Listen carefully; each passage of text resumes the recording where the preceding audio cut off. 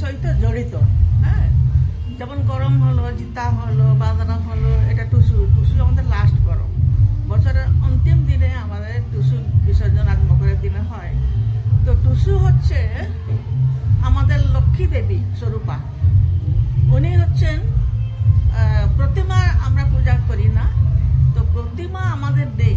আমাদের টুসু যে স্থাপনা করা হয় অঘ্রাণ সংক্রান্তির দিনে, সেই সময়ে মাটির সরাতে, মাটির ছোট ছোট হাঁড়িতে, পাতলা বলে ওটাকে, বাছুরের গোবর লুড়া মানে গোলা আর আলো চালের গুঁড়ির গোলা দেওয়া হয়, তার উপরে ধান রাখা হয়, আর এইটাকেই পূজা করা হয়। ইনি হচ্ছেন টুসু। টুসু শস্যের সঙ্গে সংযুক্ত। কেন কি দেখো, চাল গুঁড়ি আমাদের ধানের হচ্ছে প্রতীক, ওনার থেকে চাল আসছে, আর ধান রাখা হচ্ছে, এটা আমাদের কৃষির ফল, আর তার সঙ্গে গোবর। গোবর হচ্ছে উর্বরা শক্তি সম্পদ। এই চাষ বা ধানকে উর্বরা করার জন্য গোবর রাখা হয়। এই জায়গায় টুসু আমাকে বলছি যে এনারা হচ্ছেন এই প্রকৃতির প্রতীক হলো। আর টুসু মানে আমাদের তিনটা স্বরূপে আছে। যে লাস্ট দাদিকে নিয়ে আসা হয়, ঘরে রাখা হয়, খরচে স্থাপনা করা হয়, উনি তখন দিনে, ওনাকে দিনে মাই বলা হয়। আর যখন ঘর থেকে বার করে ধানকে ঘরে নিয়ে আসা হয়, তখন উনি ডিমে পালয়। হ্যাঁ, তো যে দিনে সেই টুসু মানে, কেন ওনাকে স্থাপনা করছে আমার ইয়েতে, ওই মাটির হাঁড়ি দিয়ে। তো গানটাও আছে এ সম্বন্ধে, না গান একটু করে দেন। স্থাপনা সম্বন্ধে আছে। হ্যাঁ,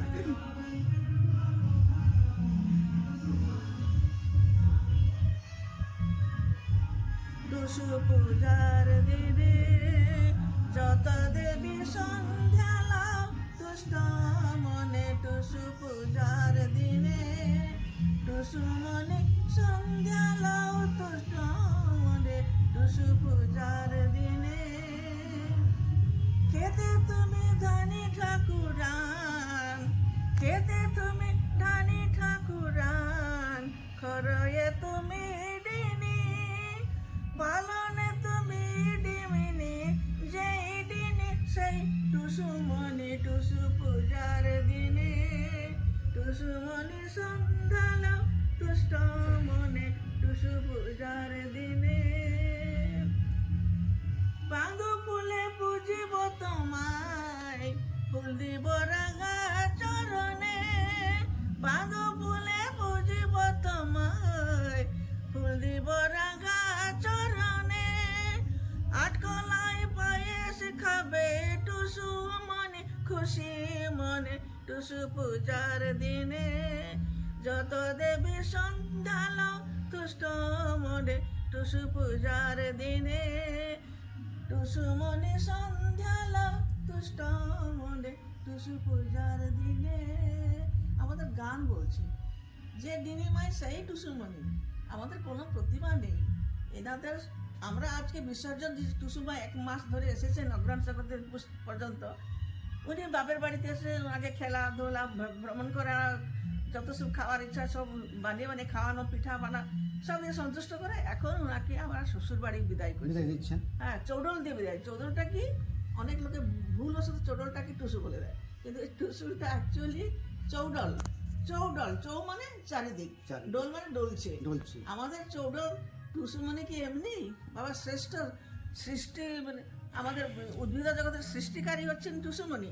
তো উনি কি আর যাত্রা দিতে যাবেন, মানে পালি খেতে যাবেন, চৌডলে যাবেন। মানে ওনার মানে যেমন ঘোড়া, তো ঘোড়া এখন রাজা ছিল, ঘোড়ার মতো, মানে এটা পালকিটা হলো একটা রথ।